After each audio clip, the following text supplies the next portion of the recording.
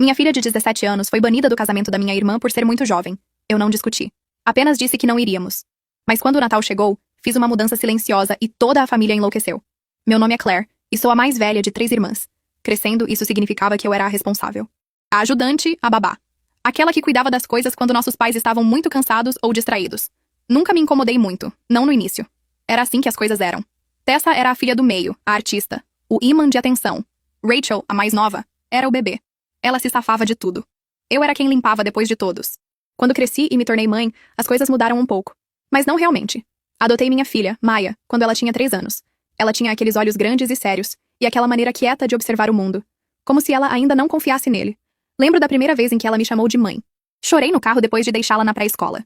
Desde o início, prometi a ela que nunca se sentiria indesejada na minha família. Nunca mais. Mas não consegui manter essa promessa por mais que tentasse.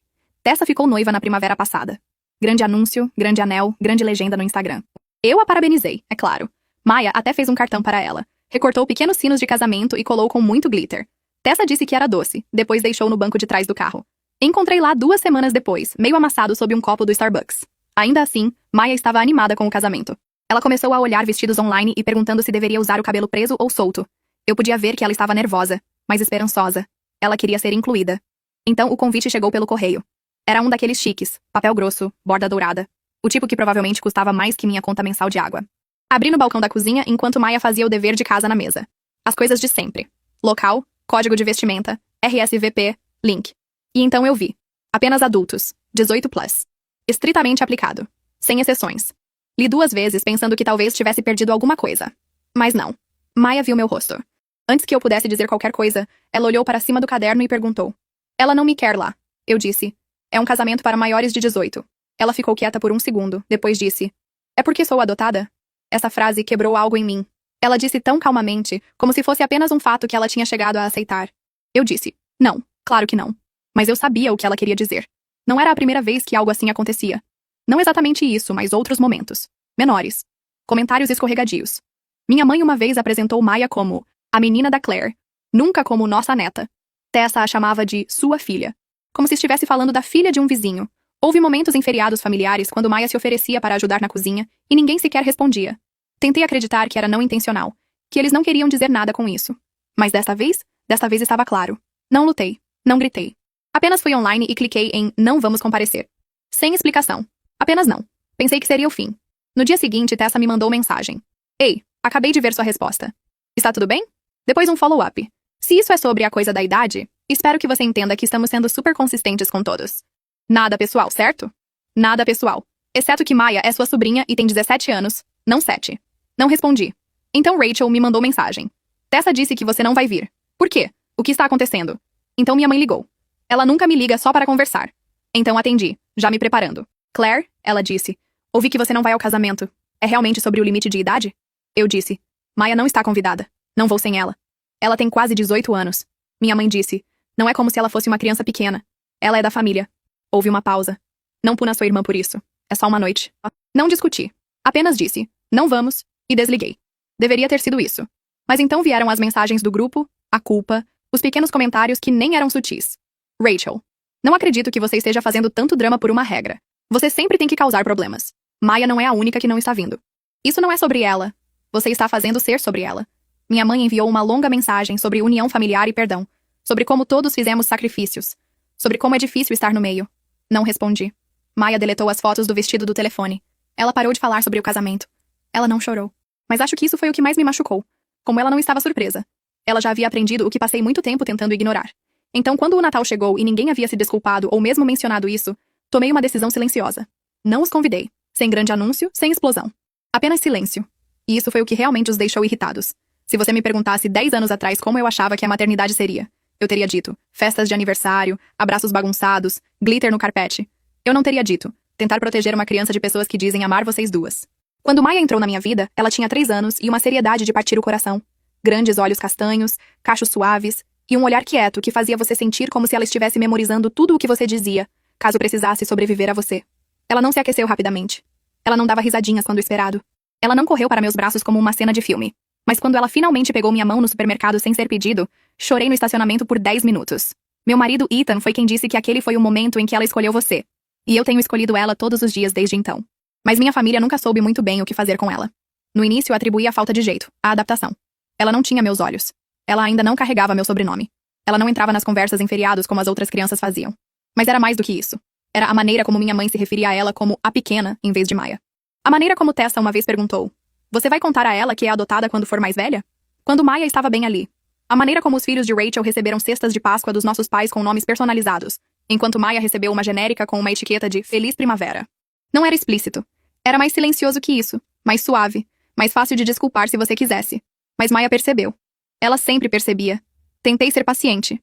Eu realmente tentei. Expliquei. Redirecionei. Dei a eles o benefício da dúvida. Quando Maya tinha 6 anos, ela disse ao meu pai que queria ser uma artista. Ele sorriu e disse: "Você vai precisar de algo mais prático que isso." Quando ela tinha 8 anos, ela desenhou uma imagem da nossa família. Eu, Ethan e ela, e deu para minha mãe. Minha mãe sorriu, disse obrigada. Então colocou de lado e nunca mais mencionou. Maya perguntou mais tarde por que não estava na geladeira como os desenhos dos outros primos. Não sabia o que dizer. A primeira vez que realmente perdi a paciência foi na festa de noivado de Rachel. Maya tinha 12 anos. Rachel tinha nos convidado mais ou menos. Fomos adicionados a um texto em massa com hora, data e local. Sem mal posso esperar para vê-los, sem mensagem pessoal. Mas fomos mesmo assim porque pensei. É assim que mudamos isso. Continuamos aparecendo. Maya usava um vestido azul claro e aquelas sapatilhas prateadas que ela mesma escolheu. Ela estava nervosa. Continuava perguntando se estava bonita, se podia ficar perto de mim. Na festa, Rachel nos cumprimentou com um sorriso tenso e um oi. Depois virou para abraçar a próxima pessoa sem perguntar nada a Maya. Sem elogio, sem um você. Você está tão crescida? Apenas ar. Ficamos por 20 minutos, talvez 25. Maya ficou ao meu lado o tempo todo. No caminho para casa, ela disse: "Acho que ela não gosta de mim." Eu disse: "Ela não conhece você." Ela disse: "Ela teve 10 anos." E eu não tinha resposta para isso. A coisa é que não acho que eles alguma vez aceitaram completamente que Maya não era temporária. É como se alguma parte deles pensasse que eu eventualmente teria uma criança de verdade, e isso se tornaria um doce capítulo, algo a que poderiam se referir como quando Claire acolheu aquela garotinha. Eles nunca disseram isso em voz alta. Não precisavam. No ano passado, para o aniversário de 16 anos de Maya, alugamos um espaço no centro comunitário e o decoramos com sua arte, ideia dela. Ela não queria uma grande festa com música alta. Ela queria pendurar suas pinturas, servir cupcakes e convidar as pessoas que a apoiaram. Ela mesma fez os convites, enviou-os para a família, amigos e alguns professores. Rachel não veio. Nem Tessa. Meus pais chegaram 30 minutos atrasados e trouxeram um cartão que dizia "para uma garota doce", com uma nota de $20 dentro. Maya agradeceu a eles. Ela é sempre educada. Depois, ela não disse muito, apenas ajudou a limpar, colocou suas telas de volta no carro. Mas mais tarde naquela noite, quando estávamos em casa e a louça estava lavada, encontrei um de seus esboços. Era um desenho dos 3. Eu, Ethan e ela na festa. Mas nossos rostos estavam em branco. Acho que foi aí que parei de esperar que eles mudassem. Não por causa do cartão ou da chegada tardia ou da falta de esforço, mas porque nem mesmo doía mais em Maya. Não da mesma maneira. Ela havia parado de se surpreender. E isso me assustou mais do que qualquer coisa. Então, quando o convite do casamento nunca chegou, nem mesmo uma ligação ou uma conversa, apenas uma exclusão silenciosa, soube o que tinha que fazer. Não discuti. Não implorei nem pedi uma exceção. Apenas disse a Maya que não iríamos. Ela não chorou. Apenas assentiu e disse: "Ok." Mais tarde naquela noite ela perguntou: "Você acha que eles sequer notaram que não estávamos lá?" Eu disse sim, porque precisava que ela acreditasse que importava, mesmo que eles não acreditassem. Passamos o fim de semana do casamento em casa. Ethan fez torradas francesas. Maya pintou na sala de sol. Eu li um livro do começo ao fim. Não foi vingança. Não foi um protesto. Foi paz. E honestamente, pareceu estranho no início, quieto de uma maneira que faz você perceber quanto barulho você viveu por anos. Não senti falta da cerimônia. Não me perguntei como as flores eram ou se o bolo estava bom. Pensei em Maya. Pensei em como ela costumava procurar a aprovação deles em cada comentário, cada feriado, cada jantar de família, e como pouco a pouco eles a ensinaram a não esperar por isso. E pensei no próximo feriado, como por anos eu havia organizado o Natal por obrigação, convidando-os, alimentando-os, fingindo que seus sorrisos pela metade eram suficientes. Desta vez, eu não faria. Desta vez, faria algo diferente. Ethan me perguntou no início de dezembro: "Devo encomendar as cadeiras dobráveis de sempre?" Balancei a cabeça. "Sem assentos extras este ano." Ele não insistiu. Maya não perguntou. Não. E quando o chat em grupo começou a vibrar com quem vai trazer a sobremesa para a casa da Claire este ano, e devemos vir na noite anterior como sempre, não disse nada. Apenas observei as mensagens se acumularem não lidas. Não anunciei que não estava organizando o Natal. Não fiz um discurso ou postei um status ousado, ou disse a todos para irem encontrar outro lugar para comer seu presunto com agressão passiva. Simplesmente não disse nada. E esse silêncio aparentemente foi a coisa mais alta que já fiz. O chat em grupo começou a vibrar por volta de 15 de dezembro. Rachel: "Claire, ainda vamos fazer o jantar de véspera de Natal na sua casa? Me avise o que devo trazer." Tessa: "Claro, estarei lá às 5 novamente." Me avise se Maya quer algo específico este ano. Se é que ela vai estar lá desta vez. Essa quase me pegou. Se é que ela vai estar lá desta vez. Como se Maia fosse o problema. Como se sua ausência no casamento deles fosse uma falha pessoal dela, não o resultado de não ter sido convidada. Não respondi. Pela primeira vez em anos, não limpei a casa de cima a baixo. Não pré-encomendei um assado. Não peguei as cadeiras dobráveis extras. Não arrastei a extensão da mesa grande da garagem. E quando ninguém obteve uma resposta, eles começaram a ligar. Primeiro foi minha mãe. Deixei tocar. Depois Rachel. Depois Tessa. Depois meu pai. Deixou uma mensagem de voz. Claire, só queremos saber o que está acontecendo. Sua mãe está chateada. Não é tarde demais para fazer a coisa certa. A coisa certa? Como se receber pessoas que excluíram minha filha fosse a coisa certa. Como se alimentá-los consertaria o que eles se recusavam a reconhecer. Não recebemos ninguém naquele ano. Em vez disso, Ethan e eu fizemos lasanha de pijama enquanto Maia assava biscoitos de açúcar em formas que mal se mantinham juntas. Ficamos em casa, assistimos filmes, abrimos nossos presentes cedo. Rimos mais do que tínhamos em meses. Nos sentimos normais de uma maneira que nossos feriados nunca tiveram antes. Ninguém andou em cascas de ovos. Ninguém teve que traduzir comentários afiados. Ninguém ficou quieto quando Maia entrou na sala. Era apenas nós. E foi então que as mensagens começaram a mudar. 26 de dezembro. Tessa no chat em grupo. Só acho que é triste. Todos tentamos acolher Maia, mas Claire tornou impossível se conectar com ela. Rachel. Quero dizer, se você cortar relações com a família toda vez que houver um desentendimento, você acabará sem ninguém. Pai. A maneira como você está lidando com isso é cruel. Sinto muito, mas é. Minha mãe me enviou uma foto da árvore de Natal na casa deles com a legenda: "Não foi o mesmo sem você." Maia teria adorado seus presentes. Não respondi porque não eram presentes para Maia. Eram convites embrulhados em culpa para voltar e fingir que estava tudo bem. E eu tinha feito isso por tempo demais. Alguns dias depois, recebemos um cartão pelo correio. Sem endereço de retorno, mas eu conhecia a caligrafia lá dentro. Minha mãe havia escrito: "Gostaria que você pensasse no exemplo que está dando. Maia verá com que facilidade você afasta as pessoas." Essa linha ficou comigo porque percebi que isso é exatamente o que quero que ela veja. Não que o amor é descartável, mas que o amor verdadeiro, não pede que você se diminua. Não pede que você se sente quieta enquanto as pessoas ao seu redor fingem que sua dor é desconfortável demais para reconhecer. Maia não perguntou sobre as mensagens, mas sei que ela viu atenção. Ela nunca foi de perguntar diretamente. Ela apenas observa, absorve, como se ainda estivesse tentando descobrir quais partes do mundo são seguras. Uma noite ela estava enrolada no sofá com um cobertor sobre as pernas esboçando algo. Ela fez uma pausa, então disse: "Se eu não fosse adotada, você acha que eles gostariam mais de mim?" A pergunta atingiu mais forte do que qualquer uma das mensagens de texto. Sentei-me ao lado dela. "Querida", eu disse. "Eles provavelmente fingiriam melhor, mas a maneira como tratam pessoas que não são como eles, isso nunca foi sobre você." Ela olhou para mim com aqueles mesmos olhos sérios do dia em que a conheci, e disse: "Acho que não quero mais que eles gostem de mim." E esse foi o momento em que parei de esperar por um pedido de desculpas. Alguns dias depois, meu pai ligou novamente. Deixei tocar. Então ele mandou uma mensagem: "Sua mãe não está dormindo. Ela sente como se tivesse perdido você. Sabemos que erramos, mas isso não justifica afastar todos. Isso não é quem você é." Olhei para essa linha por muito tempo. Isso não é quem você é. Costumava me perguntar sobre isso. Costumava questionar se estava sendo fria demais, sensível demais, dura demais. Mas não. Esta sou eu. Alguém que finalmente sabe o que vai e não vai tolerar. Alguém que sabe que manter a paz às custas da dignidade do seu filho não é nobre. É covardia vestida de tradição. A gota d'água veio de Tessa. Ela enviou uma mensagem de voz. Uma daquelas divagantes em que as pessoas tentam parecer calmas, mas cada frase tem uma faca escondida dentro. "Só acho que é triste, Claire. Você sempre fez tanto alarde sobre o quanto ama Maia, mas agora parece que você está usando ela como escudo. Como se toda vez que alguém não a tratasse como realeza, você os cortasse. Isso não é saudável. Isso não é ser pai. Isso é obsessão." Não ouvi o resto. Deletei a mensagem e bloqueei o número dela. Porque se amar Maia ferozmente, completamente é visto como obsessão no mundo deles, então sim, estou obcecada. Estou selvagem e sem desculpas obcecada em proteger a pessoa que mais precisava de mim. E nada do que eles digam me fará me arrepender disso. O ano novo veio e foi embora tranquilamente. Maia adormeceu antes da meia-noite com um biscoito meio comido no sofá. Ethan e eu brindamos com chá em vez de champanhe e assistimos fogos de artifício no mudo. Ele olhou para mim e disse: "Você sente falta deles?" Pensei sobre isso. "Não", eu disse. Eu sentia falta da ideia deles. Mas aquela versão nunca realmente existiu. Ele assentiu, não disse mais nada. Apenas pegou minha mão. "Não sei o que vai acontecer a seguir. Tenho certeza de que eles continuarão tentando. Pessoas como eles não vão embora silenciosamente. Haverá mais mensagens, mais postagens. Talvez um deles apareça na formatura de Maia no próximo ano, agindo como se nada tivesse acontecido. Mas tomei minha decisão. Não haverá grande confronto, nenhuma confrontação dramática. Apenas distância silenciosa. E às vezes essa é a escolha mais poderosa de todas." Aconteceu numa quinta-feira. Frio, nublado, silencioso. Eu tinha acabado de chegar do trabalho, ainda de casaco, quando a campainha tocou. Não estava esperando ninguém. Ethan estava trabalhando até tarde. Maia estava no andar de cima preparando um projeto de portfólio para suas candidaturas à faculdade. Abri a porta e lá estavam eles, meus pais, em pé na minha varanda como se ainda fosse 2007, e estivéssemos fingindo que nada jamais deu errado. Minha mãe tinha um recipiente Tupperware nas mãos. Acho que eram biscoitos de aveia, a especialidade dela. Macios no meio, levemente queimados nas bordas.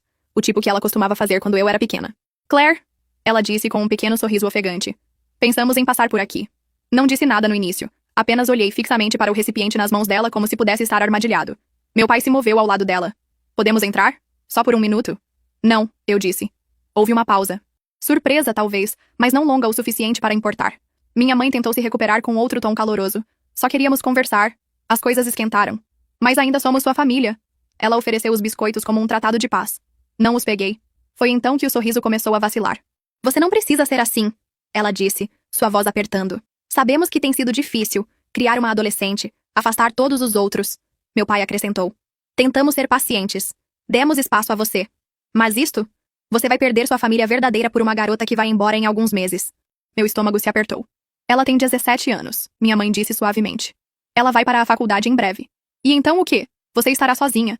Você vai se arrepender disso. Eu podia ouvir as palavras sob as palavras. Não se tratava de reconciliação. Tratava-se de controle. E então minha mãe disse isso. A coisa que acho que ela sempre acreditou lá no fundo. Sinto muito, Claire, mas ela não é de sangue. Ela não é realmente uma de nós. Ela disse isso gentilmente, como se estivesse me fazendo um favor, como se esperasse que eu assentisse e dissesse: você está certa. Perdi meu caminho. Em vez disso, respirei fundo, recuei e disse: vocês precisam ir embora agora. Meu pai pareceu surpreso. Claire? Não. Eu disse mais alto. Vocês não podem vir aqui com biscoitos e pena e agir como se isso fosse bondade. Vocês não podem insultar minha filha na minha cara e então se perguntar por que não estou convidando vocês para entrar. Você vai se arrepender disso, minha mãe disse novamente, sua voz quebrando agora. Quando ela deixar você, quando esquecer de você, você verá. Nossa porta ainda estará aberta. Você voltará. Você perceberá que estávamos certos. Não disse nada. Não precisava. Fechei a porta, tranquei-a e me apoiei contra ela até não poder mais ouvir os passos deles. Contei a Maya no dia seguinte. Não ia contar. Não queria que ela carregasse o veneno deles, mas nunca menti para ela, não sobre algo importante. Ela ficou muito quieta enquanto eu contava o que eles disseram sobre ela partir, sobre não ser de sangue, sobre eu rastejar de volta um dia. Ela não chorou, mas pude ver em suas mãos o quão apertado ela as segurava no colo, como seus ombros se enrijeceram. Eles realmente acham que vou deixar você? Ela disse. Não, eu disse. Eles esperam que você o faça. Assim eu precisarei deles de novo. Ela balançou a cabeça lentamente. Eles não têm o direito de esperar coisas sobre mim. Ela disse. Pensei que seria o fim. Deveria ter sabido melhor, porque uma semana depois minha prima Sarah me encaminhou um e-mail que Rachel havia enviado para a família estendida. Era longo, divagante, passivo-agressivo da maneira que apenas Rachel podia ser. Mas o ponto estava claro. Ela disse a eles que eu havia abandonado a família por uma garota que havia manipulado seu caminho para a vida de Claire e a isolado de todos os outros. Ela insinuou que Maya havia sido difícil, distante e ingrata, que meu relacionamento com ela não era saudável, que eu estava obcecada em protegê-la de ofensas imaginárias. Era vil. E pior. Funcionou. As pessoas começaram a entrar em contato. Tia Linda me mandou mensagem, perguntando se eu estava bem. Tio John ligou para Ethan, perguntando se eu estava tendo um colapso. Minha prima de segundo grau, Chloe, deixou um comentário em uma das postagens de arte de Maya. Você tem muita sorte. Não se esqueça de quem lhe deu um lar. Maya viu. Eu vi ela ver. E essa foi a última gota. Não escrevi uma resposta. Escrevi um dossiê. Capturas de tela, mensagens, fotos, cada convite ignorado, cada exclusão, cada recibo. Escrevi uma carta. Não emocional, não com raiva, apenas fatos. Enviei-a para a família estendida apenas uma vez, com o assunto para aqueles que queriam a história completa. Não pedi por lados. Não exigi desculpas. Apenas dei a eles a verdade. Alguns responderam, alguns não. Alguns silenciosamente desfizeram a amizade com Rachel. Alguns não acreditaram em uma palavra do que eu disse. Não importava porque não estava fazendo isso para eles. Estava fazendo isso para Maya, para que ela nunca questionasse se havia imaginado, para que nunca mais perguntasse. Você acha que eles gostariam de mim se eu fosse de sangue? Depois disso, bloqueei todos que tentaram argumentar. Todos que disseram, mas talvez se você apenas tivesse conversado. Todos que pensavam que manter a paz era mais importante do que proteger uma criança de abuso emocional disfarçado de tradição familiar. Nunca mais ouvimos deles. Não diretamente. Tenho certeza de que ainda falam sobre nós. Tenho certeza de que sou a história que contam em festas quando alguém menciona filhos afastados. Tenho certeza de que o nome de Maya ainda é dito em tons tensos e críticos. Deixe-os falar, eles perderam o direito de conhecê-la. Avance rápido. Maya está na faculdade agora. Programa de arte, topo da turma. Ela ainda me liga todas as noites. Não por obrigação, apenas hábito. Ela envia fotos de seus esboços. Às vezes pede minha opinião, às vezes só quer dizer boa noite. Quando a deixei em seu dormitório, ela me abraçou por um minuto inteiro e sussurrou. Não vou a lugar nenhum. Ela quis dizer fisicamente, talvez, mas eu sabia o que ela realmente queria dizer. As pessoas dizem que você não pode escolher sua família. Eu escolhi. Eu a escolhi. Acima do sangue, acima da culpa, acima de anos de silêncio aprendido. E se eles ainda acham que um dia eu voltarei rastejando, deixe-os esperar. Às vezes ainda penso naquele momento na varanda, Minha mãe me entregando aqueles biscoitos como se pudessem desfazer anos de silêncio. Como se açúcar pudesse consertar o que eles nunca tiveram coragem de dizer em voz alta. E às vezes, tarde da noite, me pergunto se exagerei, se deveria ter tentado mais, ficado mais quieta, sido mais indulgente. Mas então lembro do olhar no rosto de Maia quando eu disse a ela: eles não têm o direito de tratar você assim. Lembro o quão apertado ela me abraçou quando saiu para a faculdade. Lembro que prometi a ela algo que ninguém jamais me prometeu enquanto eu crescia. Que eu a escolheria todas as vezes. Você acha que fiz a coisa certa? Deixe-me saber nos comentários. E se você quiser mais histórias como esta, não se esqueça de se inscrever.